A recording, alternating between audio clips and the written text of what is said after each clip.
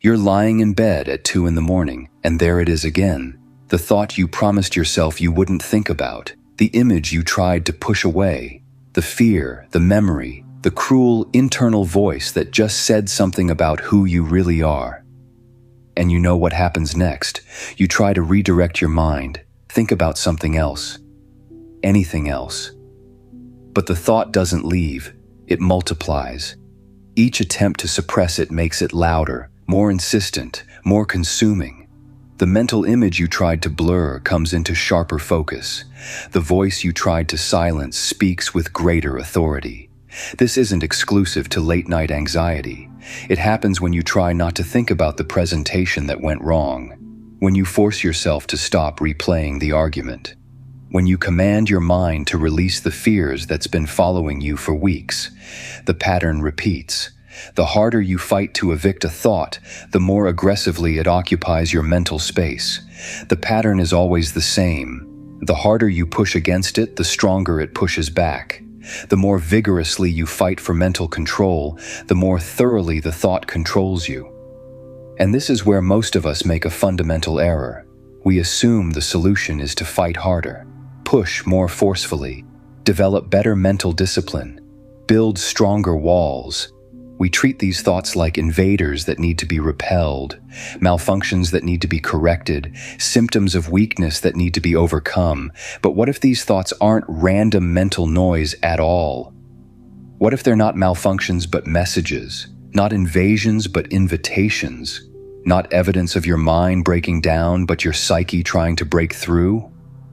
Carl Jung discovered something that contemporary neuroscience has now confirmed through decades of research. These dark thoughts that won't leave, these unwanted mental contents that return with greater force each time you suppress them, they're not trying to destroy you. They're trying to tell you something. They carry rejected fragments of your psyche that are demanding reintegration, not elimination. The relationship you have with your thoughts, whether you suppress them, fuse with them, or learn to observe them, predicts your psychological well-being far more reliably than what those thoughts actually say. This changes everything, because if the problem isn't the thought itself but your relationship to it, then the solution isn't winning the war against your own mind. The solution is learning what these thoughts are actually communicating, and why fighting them is the one thing keeping you trapped in the battle. This is the paradox at the heart of psychological wholeness. The darkness you're trying to exile is the very material you need to integrate, and the path to peace runs directly through the territory you've been trying to avoid. To understand why this paradox exists, why fighting thoughts strengthens them, we need to look at what happens in the mind during suppression. In 1987, psychologist Daniel Wegner asked participants to do something deceptively simple. Don't think about a white bear. Just for a few minutes. Whatever you do, don't let a white bear enter your mind. The participants tried. They concentrated. They redirected their attention to other things, other images, other thoughts. And every time a white bear appeared in their awareness, they pressed a bell. The bell rang more than once per minute, but that wasn't the disturbing part. After the suppression period ended, Wegner told the participants they could now think about white bears freely. No restrictions. Think about them or don't, whatever felt natural. These participants thought about white bears significantly more than control groups who had never been asked to suppress the thought at all. The act of suppression didn't just fail to eliminate the thought, it amplified it beyond its natural frequency. The thought rebounded with greater force precisely because it had been excluded. Wegner called this the ironic rebound effect, and it's been replicated across dozens of studies with consistent results. When you try to suppress a thought, you make it more accessible, more persistent, more consuming than if you had never tried to push it away. Here's why this happens. Your mind operates through two simultaneous processes when you attempt suppression. The first is the intentional operating process, the part of you consciously searching for distracting thoughts, redirecting attention, trying to think about anything other than the forbidden content. The scanner becomes the amplifier. The watchdog becomes the summoner. This explains the clinical cascade you've likely experienced. In obsessive-compulsive patterns, repeated suppression attempts don't reduce intrusion frequency. They increase it, along with the distress each intrusion carries. In post-traumatic stress, suppression at 3 months predicts symptom severity at 1 year. In depression, heavy reliance on suppression correlates with worsening symptoms, particularly because depressed individuals often use mood-congruent negative thoughts as distractors, which circle back to the original dark content. Jung arrived at this same conclusion through entirely different methods, decades before Wegener's experiments. What is suppressed, he wrote, comes up again in another place in altered form, but this time loaded with a resentment that makes the otherwise harmless natural impulse our enemy. The excluded content returns with greater force precisely because it was excluded, not despite the suppression, but because of it. This is not a flaw in your mental discipline. This is design, the architecture of consciousness itself. But this raises a deeper question. What exactly are these thoughts that rebound with such force when you try to suppress them? What are you actually fighting against? Jung gave them a name, the shadow. That hidden, repressed, for the most part inferior and guilt-laden personality, he called it, the thing a person has no wish to be. But here's what most people misunderstand about the shadow. It's not just the repository of your morally questionable impulses, your cruelty, your selfishness, your capacity for destruction. Those are certainly there, but the shadow also contains your normal instincts, your appropriate reactions, your realistic insights, your creative impulses, anything that was deemed unacceptable by your family, your culture, your early environment. You learned this as a child. Certain emotions were unwelcome. Anger made you unsafe. Jealousy made you bad. Sexual curiosity made you shameful. Ambitious desire made you selfish. So these parts of you, these natural necessary parts, got relegated to the shadow, exiled from your conscious self-concept. And now, as an adult, you experience them as disturbing, intrusive thoughts, not recognizing them as estranged parts of yourself seeking readmission to conscious life. This is where Jung's insight becomes radical. These negative thoughts aren't aberrations. They're often more accurate than the positive self-image you've carefully cultivated. The shadow personifies everything that the subject refuses to acknowledge about himself.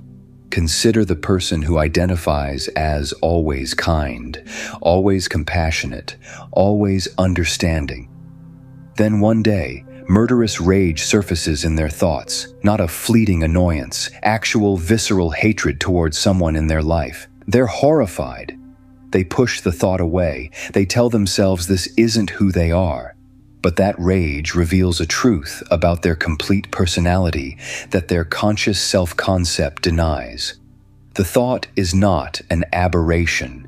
It's a correction, a signal that the always kind identity has become too one-sided, that it's excluding legitimate anger, necessary boundaries, appropriate assertion. The shadow is trying to make you whole, not destroy you. But when these shadow contents remain chronically repressed, something more troubling happens. They don't simply disappear into dormancy. They organize. They form what Jung called autonomous complexes, splinter psyches that operate independently of your conscious will, possessing their own hopes, desires, fears, and ambitions. Jung discovered this through his word association experiments. Certain words would trigger delayed responses in participants, revealing internal distractions that formed coherent constellations of emotionally charged material. A person would hear the word mother and freeze, their response time extending as some invisible force interfered with their conscious processing. Everyone knows nowadays that people have complexes, Jung observed. What is not so well known, though far more important theoretically, is that complexes can have us. A complex functions like a semi-independent personality within your psyche. It's activated by relevant triggers and capable of temporarily taking over your behavior without your conscious choice. The person with a mother complex doesn't decide to respond to authority figures with childlike submission or rebellion. The complex makes that decision. The person finds themselves acting in ways they didn't consciously choose, driven by organized, unconscious material they refuse to acknowledge. Complexes become pathological, not when they exist, everyone has them, but when you think you haven't got them.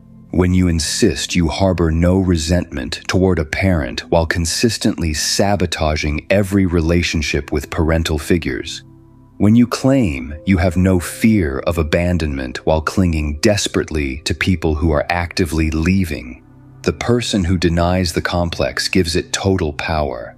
The denied resentment doesn't disappear. It manipulates behavior from the shadows, choosing your reactions, steering your relationships, making decisions you believe are conscious but are actually driven by organized, unconscious forces. Fighting the resentful thoughts, the fearful thoughts, the angry thoughts, this only drives the complex deeper. It increases its autonomous power. It makes the splinter psyche stronger, more organized, more capable of possessing you when you're vulnerable. This is the cost of suppression, not just that the thoughts return, but that they organize into something with its own agenda, something that can have you. This organizing activity of the shadow reveals something fundamental about how the psyche operates. These dark thoughts aren't random eruptions. They follow a pattern, serve a function, emerge according to psychological laws. Your psyche operates like a self-regulating system, analogous to your body's homeostatic mechanisms. When your body temperature rises too high, sweating cools you down. When blood sugar drops too low, hunger drives you to eat. The system automatically corrects imbalances to maintain equilibrium. Every process that goes too far, Jung observed, immediately and inevitably calls forth compensations. And without these, there would be neither a normal metabolism nor a normal psyche. Your consciousness is inherently one-sided. It must be. You cannot hold everything in awareness simultaneously. You select certain contents, certain attitudes, certain self-concepts while excluding others. This creates an orientation that is always partial, always incomplete, and this one-sidedness automatically generates a compensatory counterweight in the unconscious. The contents you exclude don't vanish. They sink into the unconscious, where they form a counterposition to your conscious orientation. And as your conscious one-sidedness increases, as you become more identified with being kind, being strong, being rational, being spiritual, the compensatory counterweight in the unconscious strengthens in proportion. Eventually, a noticeable tension builds. The excluded contents begin to break through as dreams, as spontaneous images, as the negative thoughts that seem to invade your awareness unbidden. From this perspective, dark thoughts are not symptoms of disorder. They are signals of imbalance.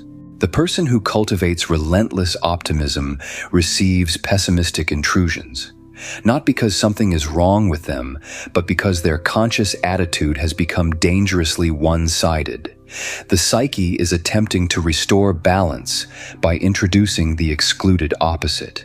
The perpetually agreeable person is visited by hostile fantasies. The rigidly controlled individual experiences thoughts of chaos and abandon. The person who identifies as purely rational suddenly finds themselves flooded with irrational fears. These are not malfunctions. These are messages from the unconscious that your conscious attitude requires correction. Think about the person who maintains an identity of absolute self-sufficiency. I don't need anyone. I handle everything myself. They've excluded dependency, vulnerability, the natural human need for connection. Then, intrusive thoughts of abandonment begin to surface. Fears of being alone, painful awareness of isolation. The ego experiences these as unwelcome intrusions, as weaknesses to be overcome, but they serve the larger goal of psychic wholeness. They're attempting to restore what's been excluded, the legitimate need for interdependence, the reality of human limitation, the necessity of connection. Or consider the person identified with moral purity, who has exiled all awareness of their own capacity for selfishness, manipulation, cruelty. Dark thoughts begin to appear, images of harming others, fantasies of transgression, sudden awareness of their own hidden motives. They're horrified. They fight these thoughts with increased moral vigilance, but fighting them only increases the one-sidedness that generated them. The more they identify with purity, the stronger the compensatory darkness becomes. The psyche keeps turning up the volume on the excluded content because the imbalance keeps intensifying. The dark thoughts aren't the problem. The one-sided conscious attitude is the problem. The thoughts are the solution attempting to emerge. This is the functional purpose of shadow material. Not to torment you, but to complete you. Not to reveal your brokenness, but to restore your wholeness. The psyche is trying to bring back into awareness what you've exiled, to reintegrate what you've split off, to balance what you've made one-sided. And when you fight these compensatory signals, you're not fighting darkness. You're fighting the psyche's attempt at self-correction. You're increasing the very imbalance the dark thoughts were designed to heal. Understanding that dark thoughts serve a compensatory function changes the fundamental question. It's no longer, how do I eliminate these thoughts, but what are these thoughts trying to communicate? Jung recognized that negative thoughts function as symbolic condensations, compressed packages of split-off affects, unresolved conflicts, and unlived potentials. The literal content of the thought points toward a meaning that transcends the literal. A recurring thought of failure, for instance, may not be predicting your actual failure. It may be symbolizing the shadow's compensation for conscious grandiosity. The psyche is attempting to introduce humility, realistic limitation, acceptance of your human fallibility, qualities your inflated self-concept has excluded. Violent imagery may represent not genuine intention to harm, but repressed vitality and assertiveness seeking acknowledgement. The person who has exiled all aggression from their conscious identity suddenly encounters thoughts of striking someone, breaking something, destroying what constrains them. The literal violence is the symbol. What's seeking expression is the capacity for healthy anger, for boundary setting, for saying no with force. Jung emphasized that genuine symbols conceal and reveal, hide and show. They carry meaning that cannot be directly expressed. A symbol transports understanding that transcends rational articulation. It functions like new psychic tissue, he wrote, pointing toward future development rather than simply reflecting past trauma. The task is not to eliminate the symbol, but to decode it, to allow its meaning to enter consciousness and integrate with your whole personality. This is why neurotic symptoms, including intrusive thoughts, serve protective purposes. Jung viewed them as purposive rather than merely pathological. Neurosis is really an attempt at self-cure, he observed, an attempt of the self-regulating psychic system to restore balance. The symptom carries meaning. It protects you from something even more threatening. Your anxiety may be protecting you from confronting an intolerable situation you're not yet ready to leave. Your obsessive thoughts may contain repressed knowledge you cannot yet consciously face. Your depressive withdrawal may be preventing you from continuing an unsustainable pace that would lead to complete collapse. Hidden in the neurosis is a bit of still undeveloped personality, a precious fragment of the psyche. The symptom points toward what needs attention. Rather than simply eliminating it, which suppression attempts to do, the task is to understand its message and address the underlying need, after which the symptom often dissolves naturally, having served its purpose. But there's another crucial dynamic at work when shadow contents remain unaccepted. They get projected outward onto other people. The shadow personifies everything that the subject refuses to acknowledge about himself, and what is not acknowledged internally is perceived externally. The mechanism is automatic, unconscious. The person unaware of their own aggression perceives aggression everywhere in others. The person unconscious of their own greed identifies the greedy out there. The person who has exiled their own manipulative tendencies sees manipulation in every interaction. This underlies much of interpersonal conflict, and at the collective scale, it enables scapegoating and persecution.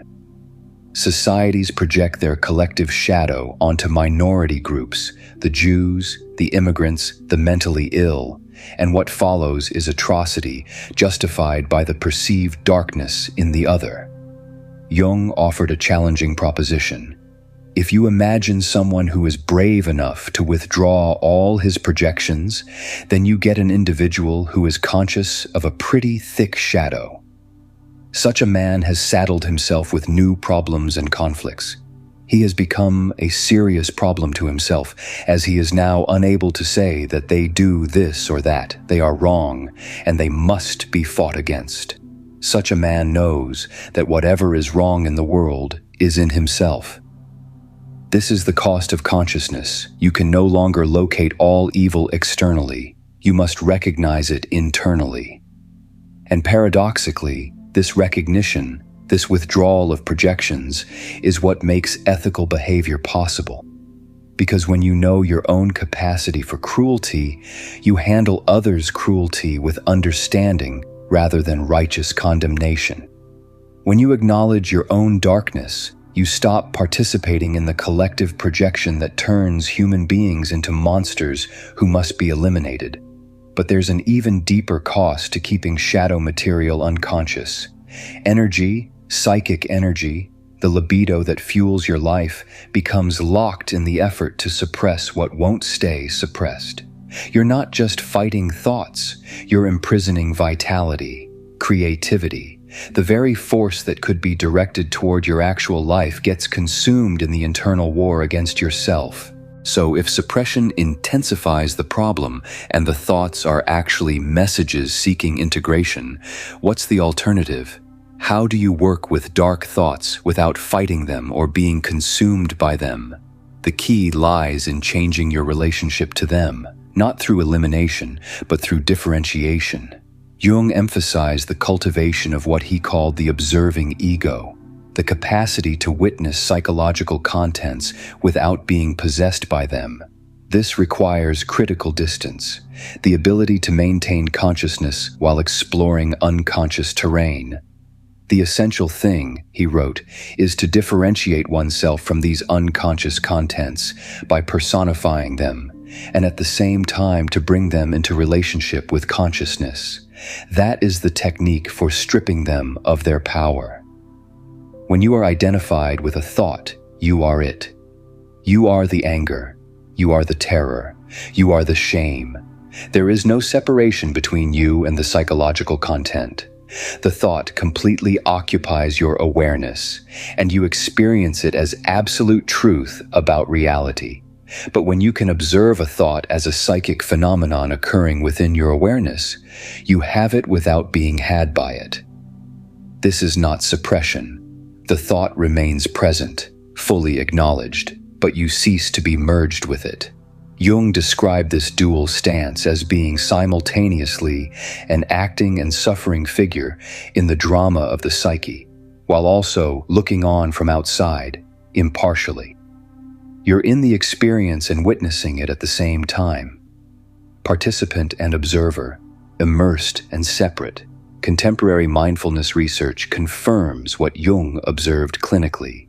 Mindful observation of thoughts without reactivity predicts reduced psychological symptoms. Fusion with thoughts, believing them completely, being entirely identified with them predicts worse outcomes across anxiety, depression, and trauma-related disorders. But developing this observing capacity requires grounding. You cannot explore the unconscious safely without a stable conscious foundation. Jung himself conducted his confrontation with the unconscious while raising a family, seeing several patients a day, and working for the Swiss Army. The depth work required surface stability, commitments, relationships, physical routines, daily structure. This prevents you from being swept away by unconscious material. The observing ego needs an anchor. Once this foundation exists, Jung developed a specific method for engaging shadow contents: active imagination. Active imagination is not passive daydreaming or free association. It's a disciplined practice of conscious, imaginal dialogue with unconscious contents. You maintain ego presence. You remain aware that you are engaging in an imaginative process, while allowing spontaneous, unconscious material to emerge and express itself. The method works like this. You invite an image, an affect, or a figure to appear in your inner awareness. Then you engage it as a genuine interlocutor. You ask questions, you express your reactions, you enter into relationship with it. In your imagination, Jung explained, you begin to talk to your images and interact with them. They answer back. And this is where it becomes startling. You are surprised to find out that they express radically different viewpoints from those of your conscious mind. The figures you encounter, shadow aspects, dream characters, recurring images, possess genuine autonomy. It is not we who personify them. They have a personal nature from the very beginning. When working with negative thoughts through active imagination, you personify the dark content. You give it form. You initiate dialogue. Instead of arguing with a self-critical thought or suppressing it, you might ask, "Who are you? What do you want? What are you trying to tell me?" The responses often reveal unexpected purposes. A harsh inner critic might reveal itself as a protector trying to prevent humiliation. A fearful voice might disclose an unmet need for safety. A violent image might express repressed vitality, demanding acknowledgement. This fundamentally differs from cognitive restructuring, which attempts to dispute the thought's accuracy, to argue with it, to replace it with a more rational alternative. That approach treats thoughts as propositions to be evaluated for truth value. Active imagination treats the thought as symbolically meaningful rather than literally true or false. The relevant question is not, is this thought accurate? But what does this figure want to communicate? You're not debating with your psyche. You're listening to it.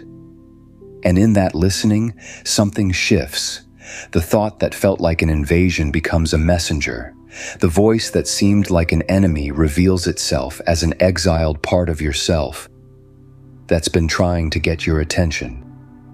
The content doesn't disappear, but its relationship to you transforms. It's no longer possessing you. You're in dialogue with it. And in that dialogue, integration becomes possible. But dialogue alone doesn't complete the integration process. There's a deeper mechanism at work, one that requires tolerating profound discomfort while transformation unfolds. Jung called it the tension of opposites. Energy itself is a tension between opposites, Jung observed. The psyche generates its vitality through conflict, through the dynamic interplay between contradictory positions. And the greater the tension between opposing forces, the greater the energy that becomes available. Your conscious attitude always has an opposite constellation in the unconscious. The persona you present to the world has a shadow. The identity you've constructed has a counterposition you've rejected. And these opposites are locked in perpetual tension. The crucial insight is that this tension must be sustained without premature resolution. Most people, when they encounter internal conflict, immediately try to resolve it. They choose one side and fight against the other. They identify with the light and suppress the darkness. They embrace the positive pole and eliminate the negative. But Jung discovered something counterintuitive. When a decision is made prematurely, when the tension has not been held long enough, then the other side, the option that was not chosen, will be constellated even more strongly. Premature resolution doesn't end the conflict, it intensifies it. Consider the person torn between aggressive impulses and pacifist ideals. If they forcefully choose pacifism and suppress all aggression, the aggressive impulses don't disappear. They strengthen in the unconscious, eventually breaking through as violent fantasies, passive-aggressive behavior, or projected hostility toward others. The person convinced of their complete righteousness receives intrusive thoughts of their moral failings. The person identified exclusively with strength receives intimations of their profound vulnerability. The person maintaining absolute control experiences thoughts of total chaos. Fighting the negative pole only gives it more power. Forcing the positive pole only creates a stronger counter-reaction. The alternative Jung proposed is uncomfortable. Sustain the tension. Hold both positions in awareness simultaneously. Neither repress one nor identify completely with either. This means living without the false clarity that comes from one-sided resolution. It means tolerating genuine ambiguity. It means allowing yourself to contain contradictions without rushing to eliminate them. And when you can hold this tension long enough, when you can remain conscious while two irreconcilable opposites exist within you, something extraordinary happens. Jung called it the transcendent function, a living third thing that emerges not through logical synthesis but through symbolic resolution. The solution, essentially irrational and unforeseeable, generally appears as a new attitude toward oneself and the outer situation. This third position doesn't eliminate the opposites. It doesn't choose one over the other or blend them into compromise. It transcends both poles while incorporating their essential energies, granting each a rightful place within an emergent larger pattern. The person who holds the tension between aggressive impulses and pacifist ideals long enough may discover assertive compassion, a stance that includes both force and care, that can say no with strength and yes with openness, that doesn't collapse into either violence or passivity, but maintains both capacities in conscious balance. Outer circumstances may remain unchanged, Jung wrote, but an inner transformation occurs. Energy previously blocked becomes available for action. This is the promise of holding the tension. The energy that was locked in conflict, the psychic fuel consumed by the internal war between opposites, suddenly becomes available for your actual life. Released, transformed, directed toward wholeness rather than fragmentation. But it requires patience. It requires ego strength, the capacity to bend without breaking while holding positions that seem irreconcilable. And it requires trust that the psyche, given space and consciousness, knows how to resolve what consciousness alone cannot solve. These principles, observation without identification, active imagination, holding opposites, require translation into daily practice. Integration is not a one-time insight, but an ongoing relationship with your psychological depths. First, you need to distinguish between radical acceptance and its counterfeit, toxic positivity. Radical acceptance means fully acknowledging reality, including painful reality, without judgment or struggle. It's not approval. It's not passivity. It's not pretending things are fine when they're not. You can accept that something exists while still working to change it. Toxic positivity, by contrast, denies or minimizes pain. It attempts to suppress negative emotions through forced cheerfulness. It creates guilt for experiencing normal human darkness. Just look on the bright side. Everything happens for a reason. Good vibes only. Toxic positivity is a form of non-acceptance. It reinforces the very repression that Jung identified as pathogenic. The person who insists on relentless optimism in the face of genuine loss or danger isn't accepting reality. They're avoiding it. and the shadow cannot be integrated by denying it exists. Dark thoughts cannot be transformed by pretending they're not occurring. The path runs through the darkness, not around it. With that distinction clear, here are 6 practices for daily integration. Observing without identifying. Throughout your day, notice when fusion with thoughts occurs. The moment you become your anger, your fear, your self-criticism. Then practice stepping back into witness consciousness. Not suppression, the thought remains present. But differentiation. You have it without being had by it. Dialoguing with contents. When recurring negative thoughts arise, set aside time for active imagination. Personify the content. Give it a form, a voice, a presence. Engage it respectfully. Ask what it wants, what it's trying to communicate. Record the exchange. Reflect on its meaning. The harsh inner critic might reveal itself as a protector. The anxious voice might disclose an unmet need. Holding opposites. When you're caught between conflicting positions, between desire and duty, aggression and compassion, control and surrender, resist the urge to resolve prematurely. Tolerate the tension. Allow both poles to inform your awareness.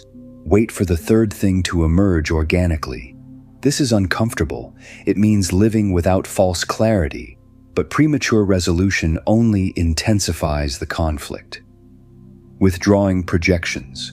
When strong negative reactions to others arise, pause. Ask what disowned part of yourself you might be seeing in them. The person whose arrogance infuriates you. What unacknowledged grandiosity lives in your own shadow? The colleague whose neediness repels you. What dependency have you exiled from your self-concept? Use the reaction as information about your own shadow rather than simply as judgment about them. Embodying insights.